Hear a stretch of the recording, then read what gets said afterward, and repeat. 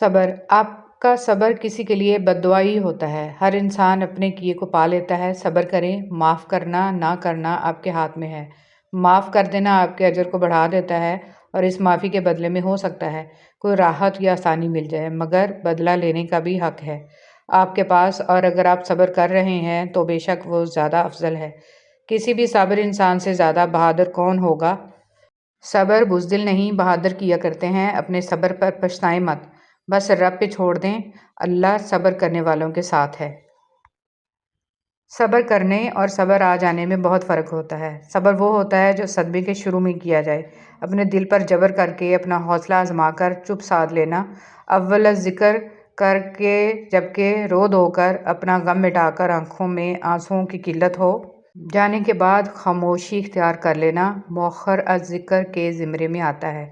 सब्र कोई कोई करता है, सब्र हर एक को आ जाता है। जब सब्र आ जाए तो किसी भी चीज़ के खोने से फ़र्क नहीं पड़ता।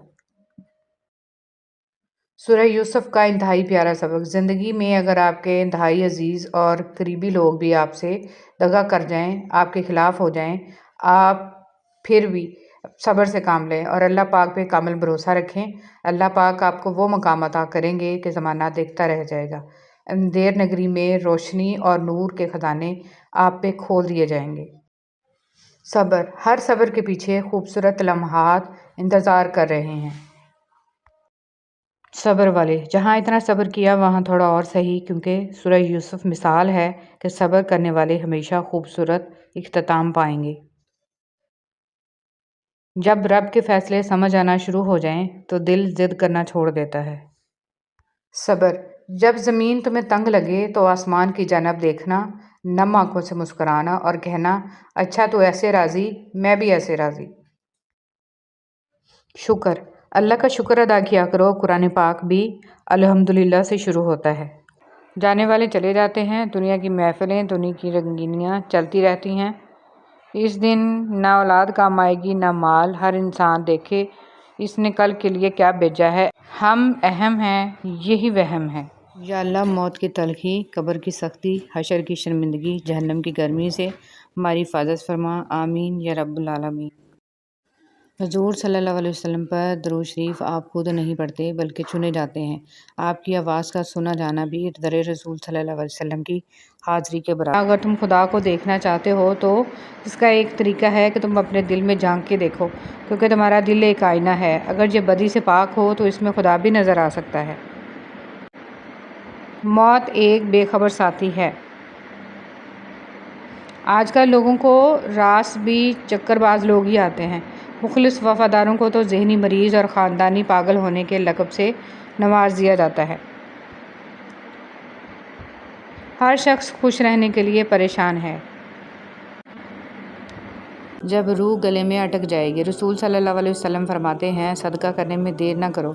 ऐसा ना हो कि जब जान हलक तक आ जाए तो इस वक्त तो कहने लगे कि फ़लाँ के लिए इतना और फ़लाँ के लिए इतना, हालांकि वो तो अब फ़लाँ का हो चुका।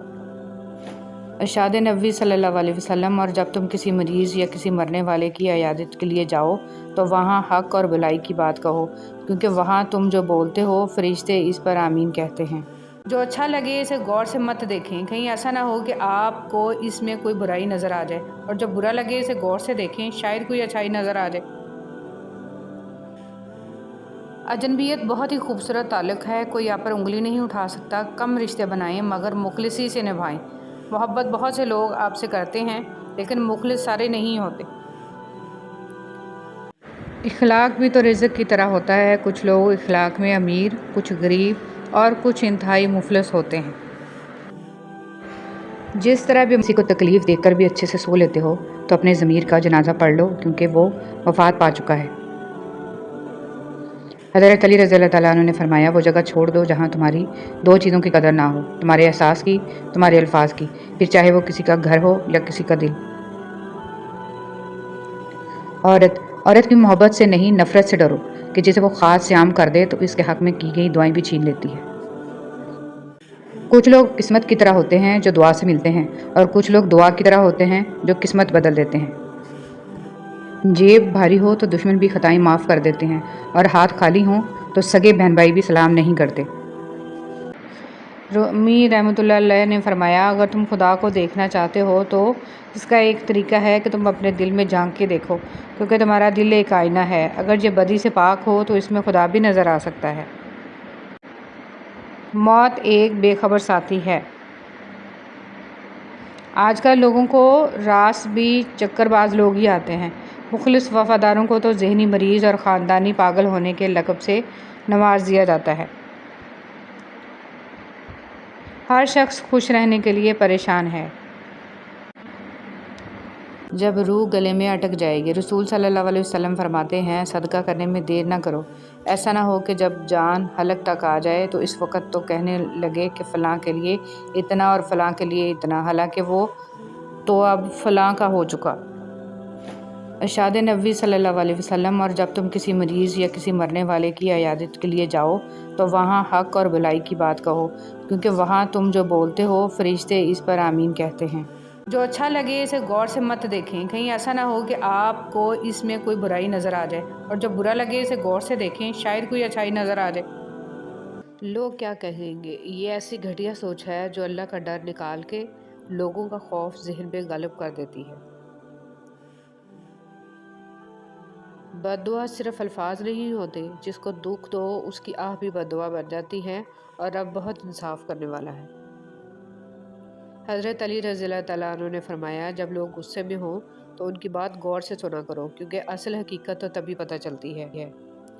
حضرت ابو بکر صدیق رضی اللہ تعالیٰ عنہ نے فرمایا، درود پاک صلی اللہ علیہ وسلم اتنی تیزی سے انسان کے گناہوں کو مٹاتا ہے کہ اتنی تیزی سے پانی بھی آگ کو نہیں بجھاتا۔ مرد کو عورت کے کردار کی کتنی فکر ہوتی ہے، اتنی فکر اگر اپنے کردار کی کرے تو کتنی عورتیں بد کردار کہلانے سے بچ جائیں۔